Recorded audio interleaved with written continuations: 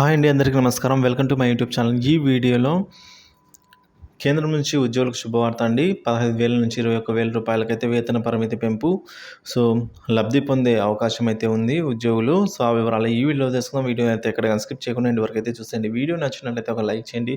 ఇంకా సబ్స్క్రైబ్ అవునట్లయితే మన ఛానల్ని వెంటనే సబ్స్క్రైబ్ చేసుకున్న నేను చేసే ప్రతి ఒక్క అప్డేట్ న్యూస్ ముందుగా మీరైతే పొందగలుగుతారు. ఆలస్యం చేయకుండా మనం అయితే వివరాల్లోకైతే వెళ్ళిపోదాం. ఇక వివరాలు చూసుకున్నట్లయితే ఈపీఎఫ్ఓ చందాదారుల వేతన పరిమితి పెంపు 15,000 రూపాయల నుంచి 21,000 రూపాయల వరకు పెంపు. సో కేంద్ర కార్మిక శాఖ కసరత్తు అయితే చేస్తుంది. ఎంప్లాయీస్ ప్రావిడెంట్ ఫండ్ ఆర్గనైజేషన్ పరిధిలో చందాదారుల గరిష్ట వేతన పరిమితిని 21,000 రూపాయలకు పెంచేందుకు కేంద్రం కసరత్తులు చేస్తోందండి. అలాగే కార్మిక సంఘాలు, అనుబంధ సంస్థలు ఇందుకోసం గత కొంతకాలంగా కేంద్ర ప్రభుత్వాన్ని కోరుతూ వస్తూ ఉన్నాయి ఇదే విషయం మీద.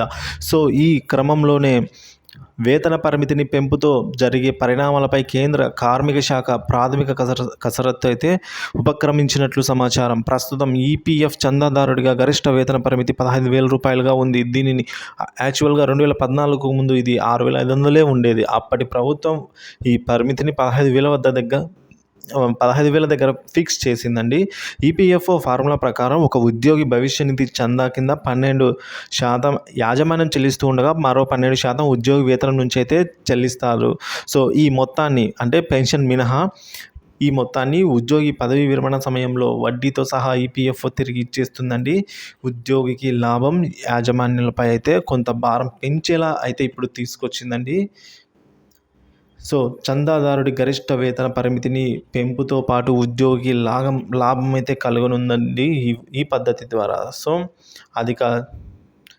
అధిక చెల్లింపుల భారం యాజమాన్యంపై అయితే పడనుంది. ప్రస్తుతం ఫార్ములా ప్రకారం చూసుకున్నట్లయితే ప్రభుత్వ ఉద్యోగి గరిష్ట వేతనం 15,000 కాగా అందులో 12% అంటే 1,800 రూపాయలను యాజమాన్యం సదరు ఉద్యోగి ఈపీఎఫ్ ఖాతాకైతే బదిలీ చేస్తుంది. ఇందులో 8.33% అనగా 1,250 రూపాయల పెన్షన్ను ఖాతాకు బదిలీ అవుతూ ఉండగా మిగిలిన 3.67% అంటే రూపాయలలో 550 మొత్తం భవిష్య నిధి ఖాతాలో జమ అవుతుంది.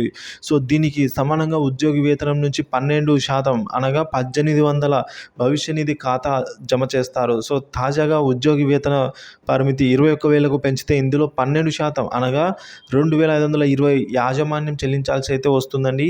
ఇప్పుడు ఈ 1,800 నుంచి 2,520 రూపాయల వరకు అయితే యాజమాన్యం చెల్లించాల్సి వస్తుంది. ఈ లెక్కన ఉద్యోగి పెన్షన్ ఖాతాలో 1,790 రూపాయలు, భవిష్య నిధి ఖాతాలో 730 రూపాయలు. సో వ్యత్యాసం అయితే అక్కడ 500 సంథింగ్ ఉండేది, ఇక్కడ 730 జమ అవుతాయండి. సో దీనికి సమానంగా ఉద్యోగి వేతనం నుంచి 2,520 రూపాయలు భవిష్య నిధి ఖాతాలో జమ చేస్తారు. ప్రస్తుతం ఈఎస్ఐ చట్టం కింద ఇక ఒక గరిష్ట వేతన పరిమితి 21,000గా అయితే ఉందండి. ఈఎస్ఐ పరిమితికి ఒక ఉద్యోగి రావాలి అంటే గరిష్ట వేతన పరిమితి 21,000 రూపాయలుగా ప్రస్తుతం ఉంది. సో ఈ 21,000 దాటిన వారు ఈఎస్ఐ పరిధిలోకి అయితే వస్తారు, దాటని వారు అయితే రారు. సో ఈఎస్ఐ గరిష్ట వేతన పరిమితి 2016కు ముందు 15,000గా ఉండేది.